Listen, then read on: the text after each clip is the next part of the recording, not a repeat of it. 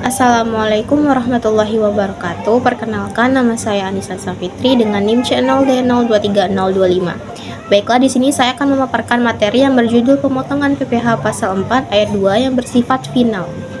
Baiklah, di sini ada definisi dari PPh pasal 4 ayat 2, yaitu pajak penghasilan atas jenis penghasilan tertentu yang bersifat final dan tidak bisa dikreditkan dengan pajak penghasilan terutang.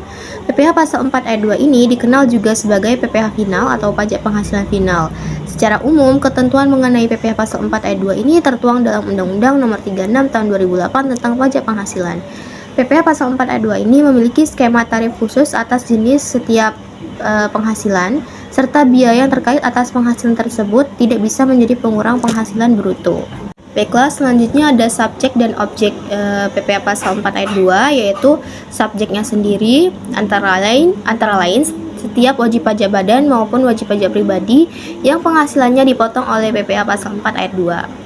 Objek dari PPh ini yaitu yang pertama bunga deposito atau obligasi, yang kedua hadiah, yang ketiga transaksi saham atau surat berharga, yang keempat pengalihan harta, sewa tanah dan atau bangunan, dan yang terakhir yaitu penghasilan tertentu lainnya. Selanjutnya yaitu ada tarif PPh pasal 4 ayat 2. Yang pertama tarif 20% untuk bunga deposito atau bangunan diskonto, sertifikat Bank Indonesia atau SBI serta jasa giro.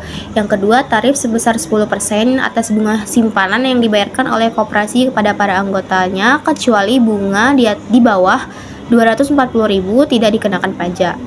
Yang ketiga yaitu tarif 10% atas dividen yang diterima oleh wajib pajak orang pribadi dalam negeri yang tidak menginvestasikan dividennya di dalam negeri dalam jangka waktu 3 tahun sejak dividen diperoleh. Yang keempat, tarif sebesar 10% dikenakan terhadap persewaan atas tanah dan atau bangunan. Yang kelima, tarif 0% sampai dengan 20% untuk harga bunga obligasi atau surat utang negara dan SUN lebih dari 12 bulan. SUN itu adalah surat utang negara. Dan yang keenam yaitu tarif 25% atas hadiah, undian atau lotre.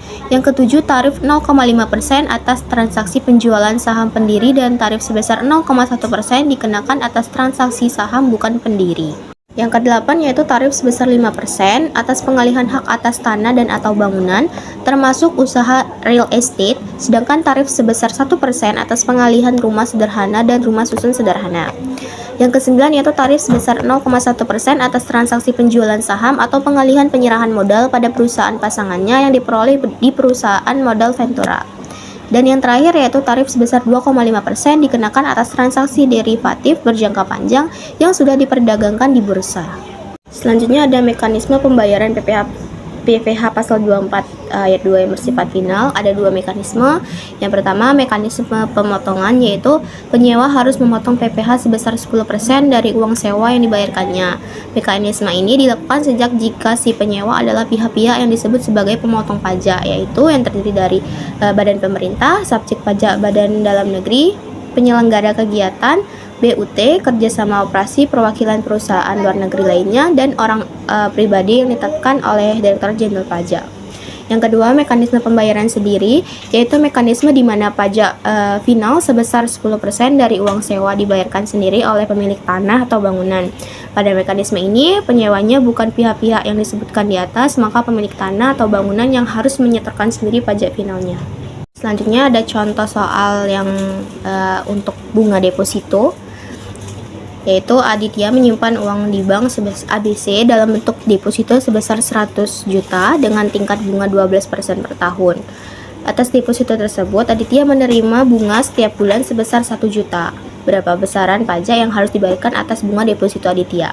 Penyelesaiannya berikut, yaitu PPh pasal 4 ayat 2 yang dipotong oleh Bank ABC sebesar 20%, yaitu tarif dari undang-undang sebesar 20% dan dikalikan dengan bunga setiap bulan yang didapat oleh Aditya sebesar 1 juta.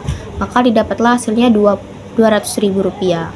Pajak deposito per tahunnya yaitu maka dikalikan dengan setahun. 200.000 hasil PPh yang dipotong oleh Bank ABC tersebut, 200.000 dikalikan dengan 12 bulan dan didapatlah potongan deposito pajaknya yaitu 2.400.000. Contoh yang kedua yaitu tentang tabungan, di mana Aliske memiliki tabungan di Bank Monitok Indonesia dengan saldo rata-rata bulan Juni 2017 adalah 450 juta.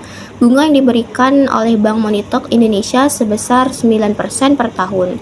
Bunga yang diterima Aliske pada bulan Juni 2017 adalah sebesar 3.375.000. Bagaimana kewajiban pemotongan atau pemungutan PPh terkait transaksi tersebut? Penyelesaiannya yaitu PPh pasal 4 ayat 2 yang dipotong oleh Bank Monitok Indonesia Juni 2017 adalah sebesar 20% karena tarif yang dimaksudkan dalam undang-undang, dikalikan dengan bunga yang dipotong per tahun yaitu 9% yaitu 3.375.000, maka didapatlah hasilnya 675.000. Nah, maka pajak tabungan per tahun yang dipotong yaitu 675.000 dikali dengan 12 bulan dan didapatlah hasilnya sebesar 8.100.000.